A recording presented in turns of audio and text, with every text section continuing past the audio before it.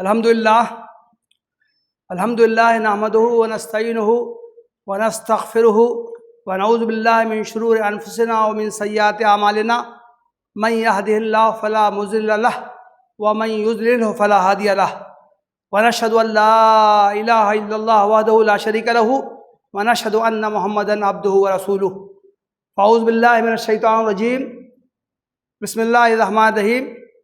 یا ایھا الناس اتقوا ربکم الذی خلقکم من نفس واحدہ وخلق منها زوجها وبث منہما رجالا کثیرا ونساء واتقوا اللہ الذی تساءلون به والارحام ان اللہ کان علیکم رقیبا۔ یا ایھا الذین آمنوا اتقوا اللہ حق تقاتہ ولا تموتن الا وانتم مسلمون۔ یا ایھا الذین آمنوا اتقوا اللہ وقولوا قولا سدیدا یصلح لکم اعمالکم ویغفر لکم ذنوبکم ومن یطع اللہ ورسولہ فقد فاز فوزا عظیما۔ وقال رسول اللہ صلی اللہ علیہ وسلم النکاح من سنتی وقال من رغب عن سنتی فلیس منی۔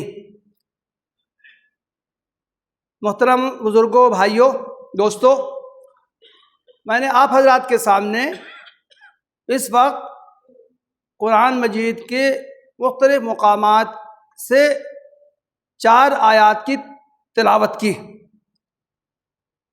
پہلی آیت سورہ النساء کی ابتدائی آیت ہے، دوسری آیت سورہ آل عمران آیت نمبر 102 ہے، اور تیسری آیت سورہ الاحزاب کی آیت نمبر 70 اور 71 ہے۔ اللہ کے رسول صلی اللہ علیہ وسلم کا یہ معمول تھا کہ آپ عام طور سے نکاح کے موقع پر ان آیات کی تلاوت کیا کرتے تھے۔ اسی طرح آپ کا معمول یہ بھی تھا کہ آپ دوسرے اہم مواقع پر بھی، مثلاً کسی فوجی ٹکڑی کو بھیجنا ہو یا اور کوئی اہم موقع ہو، ان مواقع پر ان آیات کی تلاوت کیا کرتے تھے۔ ہمارے لیے غور کرنے کا موقع یہ ہے کہ قرآن مجید کی انہی آیات کا انتخاب کیوں اللہ کے رسول صلی اللہ علیہ وسلم نے فرمایا تھا، اور دیگر مواقع کے علاوہ خاص طور سے آپ نکاح کے موقع پر ان آیات کی آپ تلاوت کیوں کیا کرتے تھے۔ اسی وجہ سے ان آیات کو خطبہ مسنونہ بھی کہا جاتا ہے، خطبہ نکاح کہا جاتا ہے، خطبۃ الحاجہ بھی اسے احادیث میں کہا گیا ہے۔ اس تعلق سے میں آپ حضرات کے سامنے چند باتیں عرض کرنا چاہتا ہوں۔ ان آیات میں نکاح کا فلسفہ بیان کیا گیا ہے، نکاح کی تاریخ پر روشنی ڈالی گئی ہے، کن کاموں سے نکاح کے بعد ازدواجی زندگی میں خوشگواری پیدا ہو سکتی ہے وہ بتایا گیا ہے، کن کاموں کی وجہ سے نکاح میں فساد پیدا ہوتا ہے، نکاح کے بعد جن لوگوں میں رشتہ داریاں شروع ہو جاتی ہیں، آپس میں تعلقات پیدا ہو جاتے ہیں، کن باتوں کی رعایت نہ کی جائے اس کی وجہ سے رشتوں میں دراڑ پڑتی ہے، فساد آتا ہے، ان باتوں کی طرف اشارہ کیا گیا ہے۔ تو اس پہلو سے یہ آیات ہمارے لیے انتہائی اہم ہیں۔ ہمیں سے ہر شخص کو یہ دیکھنا چاہیے کہ یہ جو ہدایات ان آیات میں دی گئی ہے ان پر ہم کتنا عمل کرتے ہیں۔ ان آیات پر عمل کیا جائے تو نکاح کی خوشگواری کی ضمانت دی جا سکتی ہے۔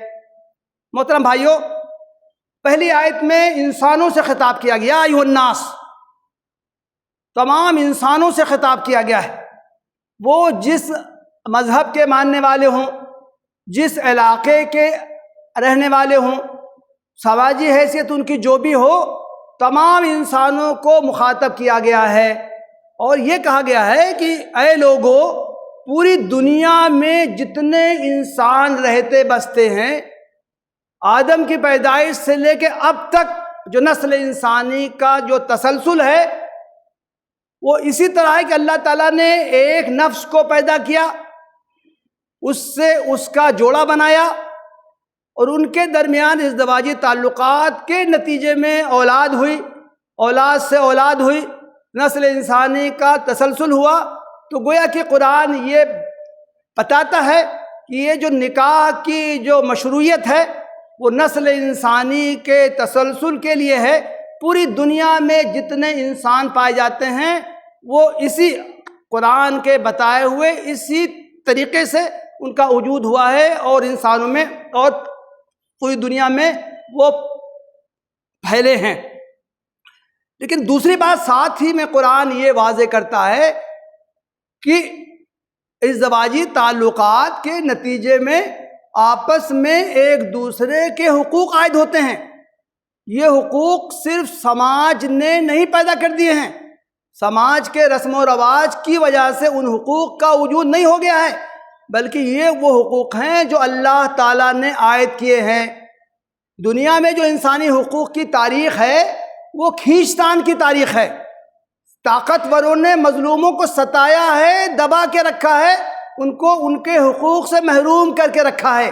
جو مظلوم اور کمزور لوگ جتنا طاقتور ہوتے گئے، انہوں نے ایک ایک حق کو طاقتوروں سے چھین کے اپنے حق میں اس کو استعمال کیا، یہاں تک کہ آج جو بین الاقوامی چارٹر جو انسانی حقوق کا پایا جاتا ہے، وہ حقوق بہت آسانی سے انسانوں کو حاصل نہیں ہوئے ہیں، بلکہ 300-350 سال کی تاریخ ہے، ایک ایک کر کے کمزوروں نے وہ حقوق حاصل کیے ہیں، یہاں تک کہ ان حقوق کی ضمانت دی گئی ہے۔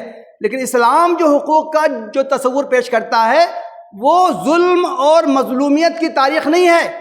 ایسا نہیں ہے کہ وہ حقوق کمزور لوگوں نے اپنے طاقت پیدا کر کے حاصل کیے ہیں، بلکہ ان حقوق کی اللہ تعالیٰ نے ضمانت لی ہے، اللہ تعالیٰ نے ان کو پابند کیا ہے۔ چنانچہ کہا واتقوا اللہ الذی تساءلون بہ، لوگوں ان حقوق کو ادا کرو جو اللہ تعالیٰ نے تمہارے اوپر عائد کیے ہیں۔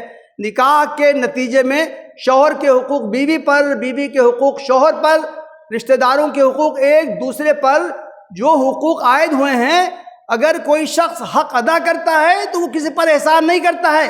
کسی کو حق حاصل ہوتا ہے تو گویا کہ وہ اس کا زیر بار احسان مند نہیں ہوتا ہے، بلکہ ان حقوق کی ضمانت اللہ تعالیٰ نے دی ہے، ان حقوق کا اللہ تعالیٰ نے پابند کیا ہے۔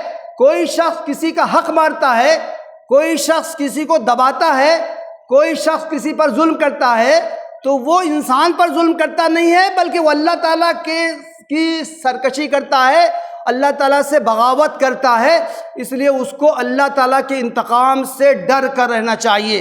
چنانچہ کہا واتقوا اللہ الذی تساءلون بہ والارحام، لوگوں رشتوں کو پامال کرنے سے ڈرو، تمہارے ایک دوسرے پر جو حقوق عائد ہوئے ہیں ان کو ادا کرو۔ چنانچہ قرآن مجید میں ان لوگوں کی تحسین کی گئی ہے جو رشتوں کو جوڑتے ہیں، الذین یصلون ما امر اللہ بہ ان یوصل، اہل ایمان وہ ہیں، اللہ تعالیٰ کے پسندیدہ بندے وہ ہیں جو ان رشتوں کو جوڑتے ہیں جن کو اللہ تعالیٰ نے جوڑنے کا حکم دیا ہے، اور ان لوگوں کو جو اہل جہنم ہوں گے ان کا تذکرہ کیا گیا ہے، وہ ایسے لوگ ہیں جو ان رشتوں کو کاٹتے ہیں جن کو جوڑنے کا اللہ تعالیٰ نے حکم دیا ہے۔ چنانچہ اس آیت میں آخر میں کہا گیا ہے ان اللہ کان علیکم رقیبا، اللہ تعالیٰ تمہارے اوپر نگراں ہے، اللہ تعالیٰ دیکھ رہا ہے تم کیا کر رہے ہو۔ تم زبان سے کوئی بات کہو نہ کہو، تم اپنے آنکھ کے اشارے سے کسی کو کوئی بات کہہ دو، تمہارے دل میں کسی کے خلاف کوئی بات آئے، اللہ تعالیٰ کو اس کی بھی خبر ہے۔ اس لیے زندگی گزارو تو یہ سوچ کر گزارو، کسی دوسرے انسان کو خبر ہو نہ ہو، تمہاری حرکتوں کی، تمہارے اعمال کی، تمہارے دل میں پورے ارادوں تک کی اللہ تعالیٰ کو خبر ہو کر رہے گی۔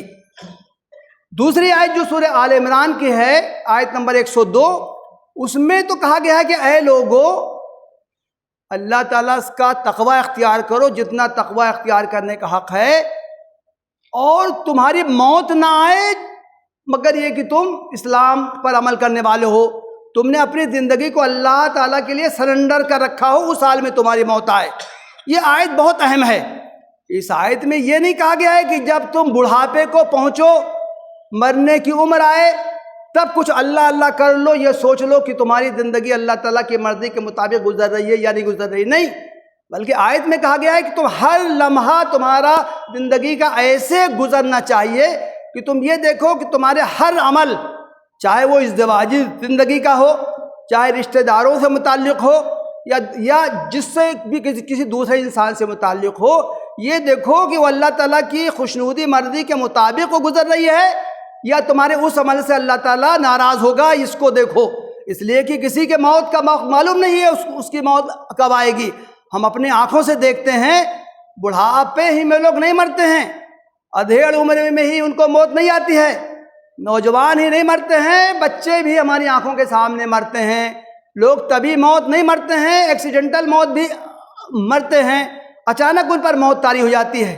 تو جب وما تدری نفسم بے ارض تموت وما تدری نفسم ماذا تکسب غدا، یہ جو اللہ تعالیٰ نے فرمایا ہے، کسی کو نہیں معلوم ہے کہ اس کا اگلا لمحہ اس کی حالت کیا ہوگی، کسی کو نہیں معلوم ہے کہ اس کی موت کب آئے گی۔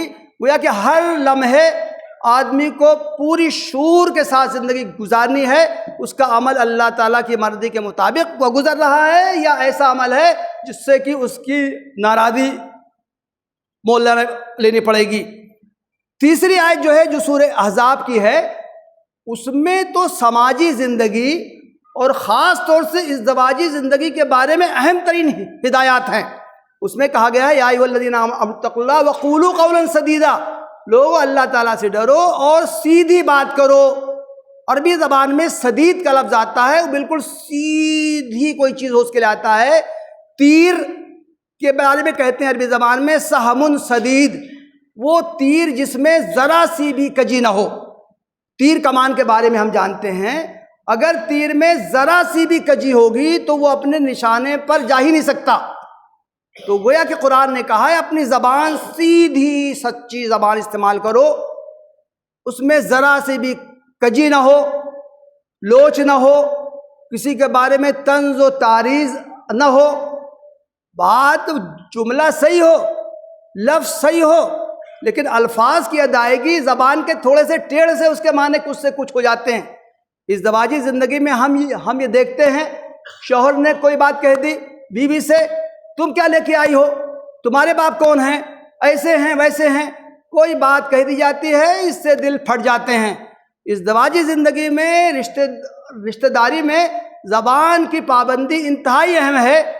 بہت سے خاندانوں کو میں جانتا ہوں، معزز خاندان ہیں، صاحب حیثیت لوگ ہیں، لیکن زبان کی تیزی کی وجہ سے ان کے درمیان اتنی تلخیاں پیدا ہو جاتی ہیں کہ پھر نباہ ممکن نہیں ہوتا۔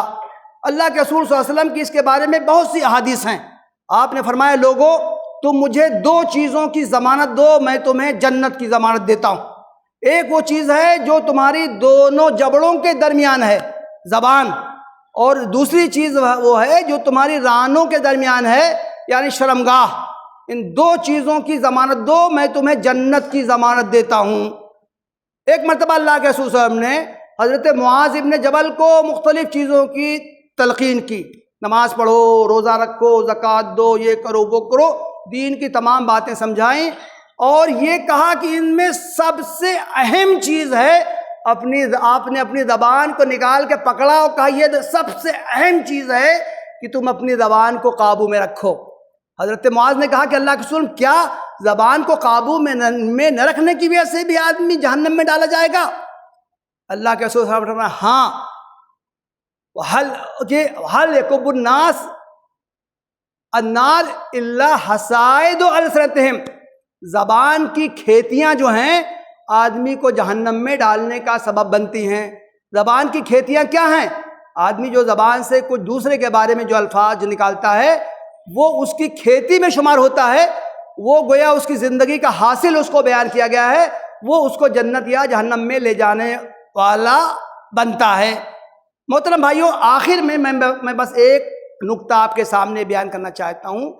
اللہ کے رسول صلی اللہ علیہ وسلم نے نکاح کے انعقاد کے لیے کیا تلقینات کی ہیں اور اس پر عمل کر کے کس طرح دکھایا ہے۔ اللہ کے رسول صلی اللہ علیہ وسلم کی ہدایات ہے نکاح کے بارے میں، انتہائی آسان طریقے سے اس کا انعقاد ہونا چاہیے۔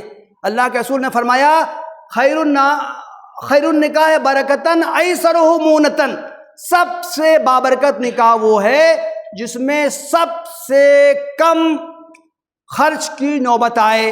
اور یہ ہدایت اللہ کے رسول صلی اللہ علیہ وسلم کی اصلاً قرآن سے ماخوذ ہیں۔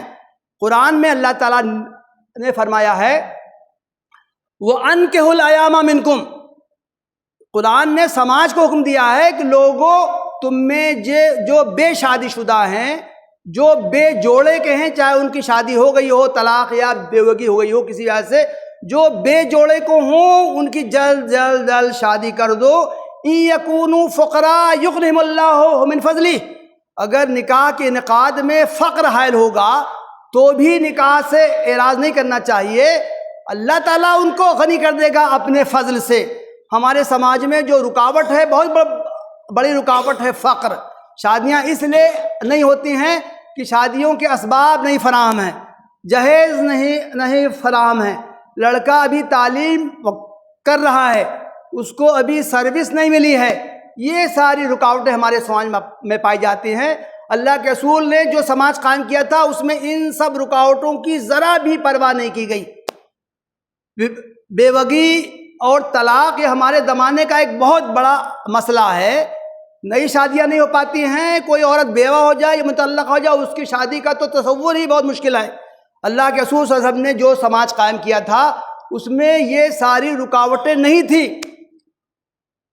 حضرت عاتکہ بیوہ ہوئی، پھر شادی ہو گئی، پھر بیوہ ہوئی، پھر شادی ہو گئی، پھر بیوہ ہوئی، پھر شادی ہو گئی، پھر بیوہ ہوئی، پھر شادی ہو گئی، ذرا سا بھی عیب نہیں ہوا، یہاں تک کہ ان کا لقب ہی ہو گیا تھا زوجۃ الشہداء، کہ وہ جس سے بھی شادی وہ کرتی تھی وہ شہید ہو جاتا تھا، ان کی شادی پھر ہو جاتی تھی۔ حضرت فاطمہ بنت قیس کو ان کے شوہر نے طلاق دے دی، عدت پوری ہوتے ہی ان کے پاس 3 رشتے آ گئے۔ اللہ کے رسول کے پاس وہ مشورے کے لیے حاضر ہوئیں، حضور نے کہا تم میرا مشورہ لیتی ہو تو میں تم کو 4تھا رشتہ میں بتاتا ہوں۔ گویا کہ مطلقہ ہونے سے رشتوں میں آنے میں کمی نہیں ہوئی۔ اس طرح اللہ کے رسول صلی اللہ علیہ وسلم کے زمانے میں بہت سے رشتے ہیں۔ ایک نوجوان آیا کہ حضور میری شادی ہی نہیں ہو رہی ہے، کہا تمہارا تعلق کس قبیلے سے ہے؟ قبیلے کا نام بتایا، آپ نے کہا جاؤ اس قبیلے کے سردار کے پاس بھیجا، کہا جاؤ اس کی شادی کر دو۔ آپ کے پاس دوشیزائیں آتی تھیں، کہتی تھیں کہ ان کی میری شادی آپ کرا دیجئے۔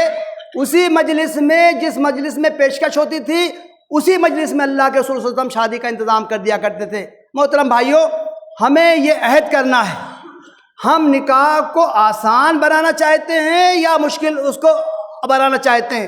جس سماج میں نکاح آسان ہو جائے اس سماج میں فواحش و منکرات نہیں ہوں گے، کم سے کم ہوں گے۔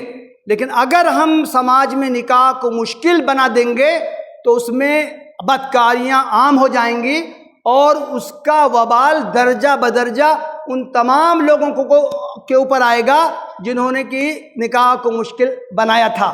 آج کل ہمارے سماج میں جہیز ہے، بارات ہے، تلک ہے، لین دین ہے، کیا کیا ہے۔ کچھ لوگ منہ پھوڑ کے مانگ لیتے ہیں، کچھ لوگ مانگتے نہیں ہیں لیکن دل میں اس کی خواہش رکھتے ہیں اور ادھر ادھر کے بہانے سے ان چیزوں کا مطالبہ کرتے ہیں۔ قابل مبارکباد ہیں وہ لڑکوں کے سرپرست جو اپنے لڑکوں کی شادیاں بغیر کسی لین دین کے کرنے کی کوشش کرتے ہیں۔ قابل مبارکباد ہیں وہ نوجوان جو جہیز کا مطالبہ نہیں کرتے ہیں بلکہ صراحت سے اس کا انکار کرتے ہیں اور آسانی کے ساتھ اپنی شادیاں وہ کرتے ہیں۔ اسی طرح قابل مبارکباد ہیں وہ لڑکیوں کے سرپرست بھی جو بہت زیادہ کھود کرید نہیں کرتے ہیں اور اپنی لڑکیوں کو طویل عرصے تک وہ بٹھا کے نہیں رکھتے ہیں بلکہ جلد از جلد وہ تحقیق کر کے شادیاں کر دیتے ہیں۔ اللہ کے رسول صلی اللہ علیہ وسلم کے اس تعلق سے بھی ارشادات ہیں۔ آپ نے فرمایا ہے اذا خطب الیکم من ترضون دینہ وخلقہ فزوجوہ، لوگوں لڑکیوں کے سرپرستوں سے کہا کہ اگر تمہارے پاس کوئی رشتہ ایسا آئے کہ لڑکے کے دین سے اخلاق پر تم کو اطمینان ہو تو اس کی شادی کر دو۔ الا تفعلوا تکن فی الارض فتنۃ وفساد عریض، اگر تم ایسا نہیں کرو گے تو سماج فتنہ و فساد سے بھر جائے گا۔ آپ نے نوجوانوں سے بھی کہا ہے یا معاشر الشباب من استطاع منکم الباءۃ فلیتزوج، اے نوجوانوں جب بھی تم نکاح کی عمر کو پہنچو، نکاح کی استطاعت رکھو تو شادی کر لو، اس لیے کہ اس سے نگاہوں کو پاکیزگی حاصل ہوتی ہے۔ آپ کی یہ ہدایات نکاح کے بارے میں، سماجی زندگی کے بارے میں، ازدواجی تعلقات کے بارے میں انتہائی آئیڈیل ہیں، مثالی ہیں۔ آپ نے اس طرح کا سماج قائم کر کے دکھا دیا۔ ہمارے سماج میں بھی پاکیزگی اسی وقت ہو سکتی ہے جب کہ ہم اسلام کی ان تعلیمات پر عمل کریں اللہ تعالیٰ سے میری دعا ہے کہ اس مجلس میں جو یہ نکاح کی تقریب جو منعقد ہو رہی ہے انشاءاللہ اس میں بھی اللہ اور اس کے رسول کی ان تعلیمات پر عمل کیا جائے گا، اور آئندہ زندگی میں بھی خوشگوار ازدواجی تعلقات کے بارے میں جو ہدایات دی گئی ہیں اس پر انشاءاللہ عمل کیا جائے گا۔ آمین۔ وآخر دعوانا الحمدللہ رب العالمین۔